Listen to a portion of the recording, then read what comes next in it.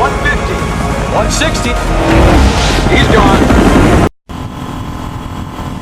What's up, guys?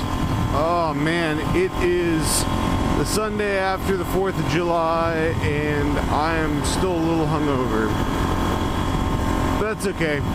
So let's talk about updates. The Monster golf cart is gone. The part outs are going really well. We're real flush with videos, so you guys should be seeing 2 a week for the next couple of weeks without a problem. Let's see. I got a K5 Gixxer 600 with some oil and ugly problems in the garage right now. I got the parts ordered for it, but they haven't all come in yet, and as soon as they do, I'm gonna get that project knocked out. Should be a pretty quick turnaround. I haven't really had a chance to touch the Formula car yet. The Virago hasn't sold yet. I might end up basically gifting it to a friend of mine, so she's got something to ride around in, because I just want that thing out of my garage. It's like a bad luck charm.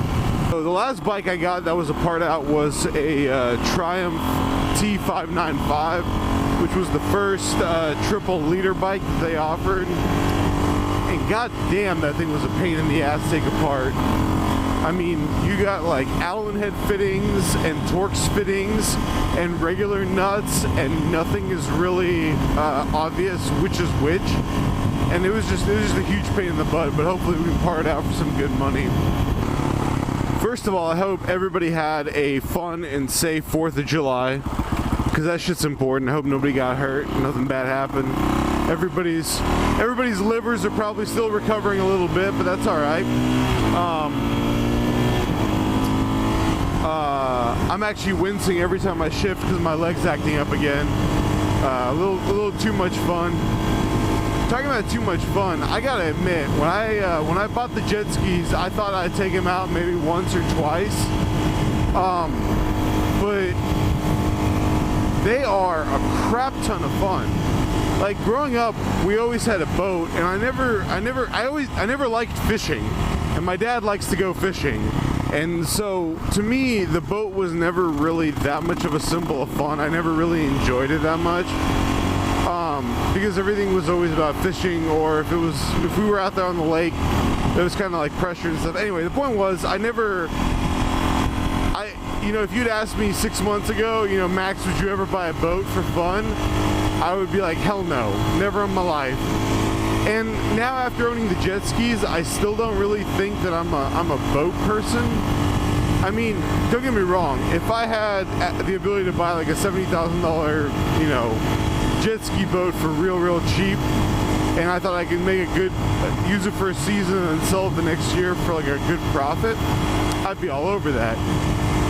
Because those boats are nice, and you can have like 5, 6, 7 people out there, and you're all drinking beer and having fun, and in that sense, here in Austin, it's a lot of fun because the lakes are kind of small and everybody's friendly, and I don't know, I really like it.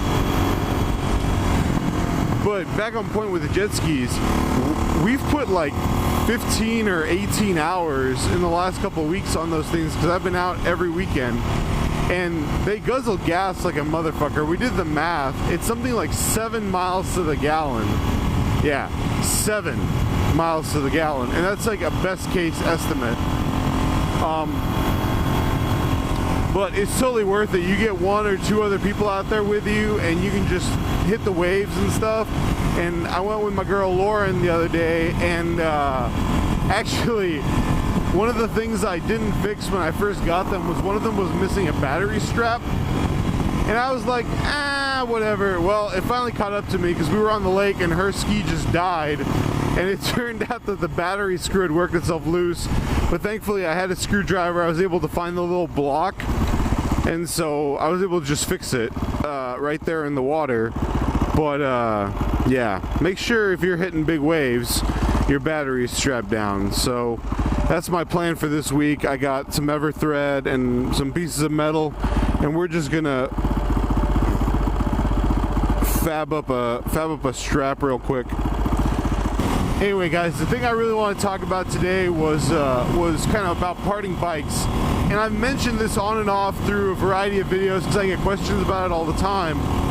But I just thought I'd cover some of the basics again, because it seems like right now is the season. A lot of wrecked bikes out there, and I'm getting a lot of deals and stuff. I'm bringing down a wrecked bike a week, you know, which is a pretty good pace. So here's my guiding rules on wrecked bikes. Number one, never pay more for a wrecked bike than the engine is worth on eBay.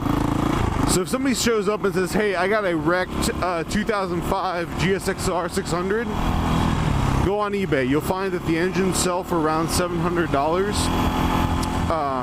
So you shouldn't pay more than $700 for the whole bike, because that way you basically sell the engine to cover the cost of the bike, and everything on top of it is gravy. And you can usually, on a bike like that, you can usually get between $1,000 and $1,200 when you pull in, you know, the forks are $200, the cluster's $200, the subframe's usually $50 or $60, front wheels $250, back wheels $120, swing arms are usually around $75. Basically, you strip it down, you sell everything that's not the frame. ECU's $100, $150. And you always want to make sure that you either get a title or a bill of sale, because you want to make sure that you're covered. The other thing is, you want to part it out and throw it up on eBay as fast as you can. The truth is, I've sold only one vehicle, like complete vehicle, on eBay just one time, and it was a huge pain in the ass. I've only sold maybe a handful of parts locally. I sell literally 95% of the parts that I sell them on eBay, because it opens up a much larger market, and a lot of things are really pretty easy to ship. So for engines, this is the one I always get asked about too. So the way you ship an engine, Rubbermaid, Rubberneck, whatever the fuck it's called, makes what they call a heavy duty crate, which is 3 inches taller than the standard gray Rubbermaid tub. And the reason you want to buy, and it's about $16 for the crate, which is expensive. But generally today, if you go to FedEx to ship an engine anywhere in the US, under 150 pounds, which most motorcycle engines are, you're looking at a total cost of about $80 to $90. Or let's say $80 to $100. So, you know, through PayPal, through eBay, you have all kinds of seller protection, but you also have a whole bunch of buyer protection. So I always say spend the $17 and get the right size crate, because it allows you to completely cover the engine without deforming the crate, and pack it with as much cardboard and foam and whatever the shit you have. Put as much padding as you can around the engine, and then I write danger, fragile, heavy all over the boxes. And once you do that, what I do is I take 2 of those Harbor Freight orange straps, I wait till they go on sale for $7 for a 4-pack, and I buy like 5 or 6 packs, because I do 2 straps around the longwise part. So if you look at the crate longwise, you have 2 straps around that part. And that just keeps everything nicely together, and then I basically pull it as tight as I can, and then I zip tie the handles together, and I zip tie the 2 hooked ends together to make sure nobody can open it. And then I let the buyer know that it's been zip tied shut, and so if it arrives with those zip ties broken, they should, you know, inspect it a lot more closely, because clearly somebody's tampered with it. But I ship, you know, a bunch of engines like that, and 95% of the time it works out just fine. So, like, to give you guys an example, I'm talking about making money, right? So sometime back, you saw me part out that Gixxer 1000. Alright, I paid $1,000 for that bike. Now, I just sold the engine yesterday for $2,400 on eBay, because that's what they cost. And, okay, so out of $2,400, let's take a look. Out of $2,400, $307 or something like that is eBay and PayPal fees. You're looking at 12.9% between the two, plus 30 cents for the transaction. Plus, on top of that, the shipping was another $89. So I basically spent $400 in fees and shipping. So that's $2,000 I got for the engine, basically, in cash, which translates to $1,000 in profit off the bike on just the engine. So if I took everything else and just threw it in a dumpster, I'm a grand ahead, but I've already sold almost $700 in other shit off of that bike. And when you're talking about fees and stuff, make like things like swing arms, a lot of times I'll just throw a swing arm away or take it to the aluminum recycler because it's only worth about 40 or 50 bucks and it'll cost you 30 to ship it and 5 in fees, and so it's pointless.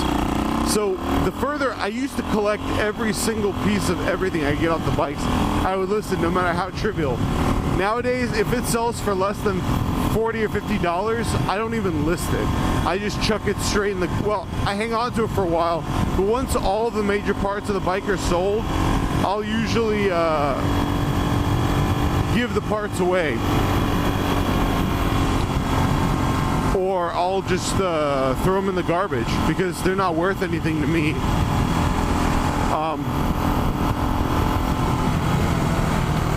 Whoa.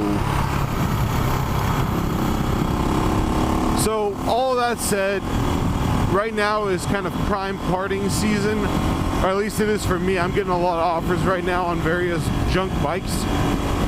And just remember, if you can get a bike for $100, $200, $300, it's usually pretty hard to lose because the oldest, shittiest bikes, their engines still sell for $300, $400 on eBay. So, you know, I mean, pick your battles, but parting bikes will usually generate a higher profit ratio.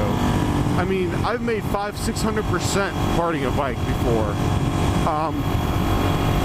So I would just say that keep an eye on the market if you're in the business, because right now is a really good time to be picking up part out jobs.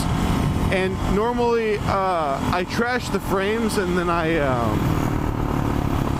normally you need 2 tubs. 1 tub for the engine and 1 tub for everything else, and that normally covers it. Anyway, guys, I'm almost where I need to be. I hope this has been informative. I hope everybody had a safe 4th of July. If you like my videos, please subscribe to the channel, and there's a lot more stuff around the corner. I think I got the next 3 weeks already booked with videos, and I got all kinds of other stuff that I'm doing right now, so it should be good. All right, peace out.